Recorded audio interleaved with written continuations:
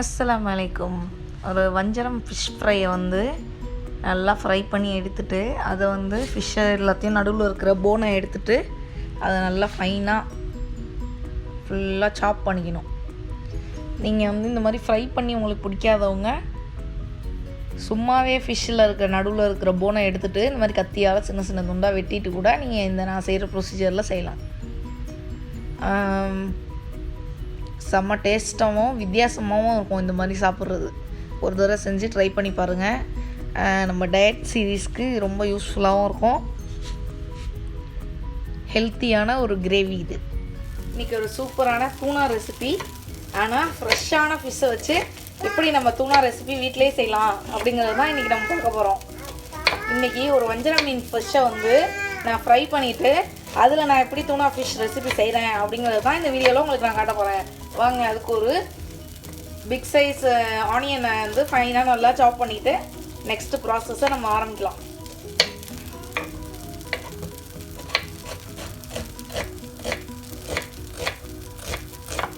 இந்த மாதிரி நல்லா ஃபைனாக கட் பண்ணிக்கணும்.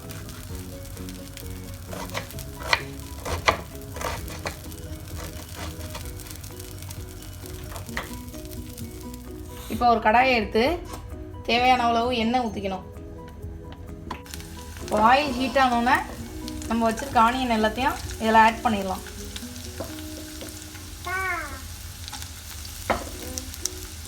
ஆட் பண்ணிட்டு தேவையான ஒரு பச்சை மிளகா, ஒரு சின்ன தக்காளி,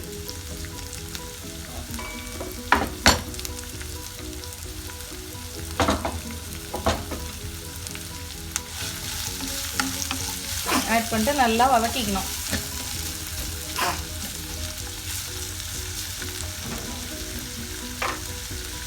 தேவையான அளவு உப்பு,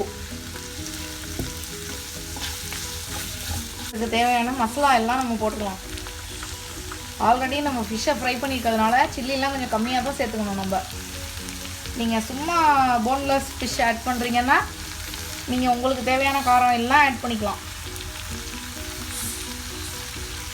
மிளகாத்தூள் 1 ஸ்பூன், ஜீரகத்தூள் ஒரு 1/2 ஸ்பூன், பெப்பர் ஒரு பிஞ்சு.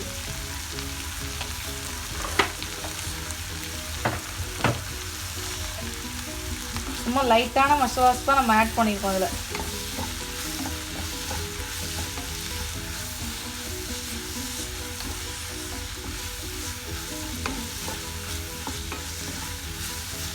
இது தோசை கூட, சப்பாத்தி கூட, குபூஸ், கோதுமை தோசை எல்லாத்துக்கூடையும் நல்லா டேஸ்ட்டாக இருக்கும்.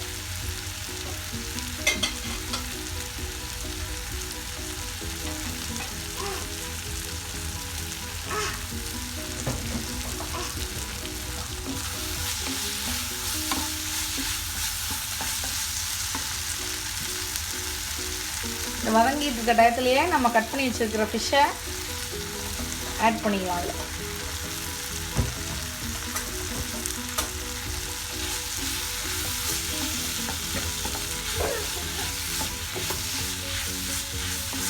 நல்லா மீன்லலாம் மசாலா நல்லா போகிற மாதிரி எல்லாத்தையும் சேர்த்துக்கணும். நல்லா கிளறிக்கணும்.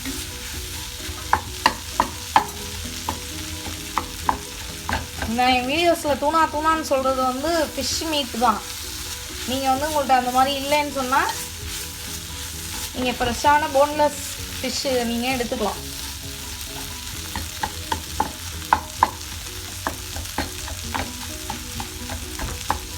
இது நல்லா அந்த மாதிரி வெங்காயத்தோட ஸ்மாஷ் ஆகிற மாதிரி நல்லா குத்தி விட்டு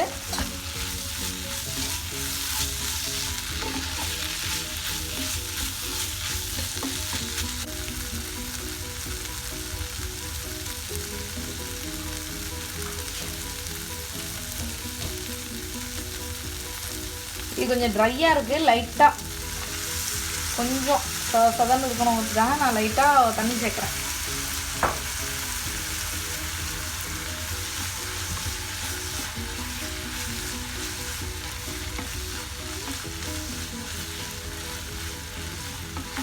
உப்புலாம் கரெக்டாக இருக்கான்ட்டு நம்ம இந்த ஸ்டேஜ்லேயே கொஞ்சம் செக் பண்ணி பார்த்துக்கலாம்.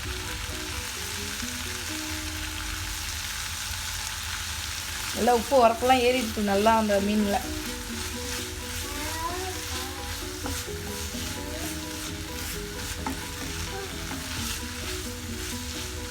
இந்த மாதிரி நீங்கள் வறுத்து மீன்லாம் சமைச்சிங்கன்னா வறுத்து மீதி பீஸ் இருந்துச்சு, இல்லைன்னா கொடுவா மீன், வஞ்சரம் மீன், அப்புறம் கிளிக்கொடுவா, இந்த மாதிரி மீன்களெல்லாம் வந்து அதிகமாக முள் இருக்காது. அந்த மீனை கழுவும் போது நடுவில் இருக்கிற முள்ளை மட்டும் எடுத்துகிட்டு சின்ன சின்ன துண்டாக கட் பண்ணி இந்த மாதிரி செஞ்சு பார்க்கலாம். செம்ம டேஸ்ட்டாக இருக்கும். இப்போ நான் வறுத்த மீன் தான் இதில் ஆட் பண்ணியிருக்கேன். நீங்கள் நார்மலாக ஆட் பண்ணி மசாலா சேர்த்தாலும் இதே டேஸ்ட்டை கொண்டு வர முடியும். நீங்கள் வறுத்து ஆட் பண்ணாலும் இன்னும் கொஞ்சம் டேஸ்ட் அதிகமாக இருக்கும். டேஸ்ட் வந்து உங்கள் ப்ரிஃபரன்ஸை பொறுத்தது. எம்மியான ஃப்ரெஷ்ஷான தூணா செம்மையாக ரெடி ஆயிடுச்சு. இப்போ நம்ம செஞ்சு வச்சுருக்க தூணாவை ஒரு பவுலுக்கு ட்ரான்ஸ்ஃபர் பண்ண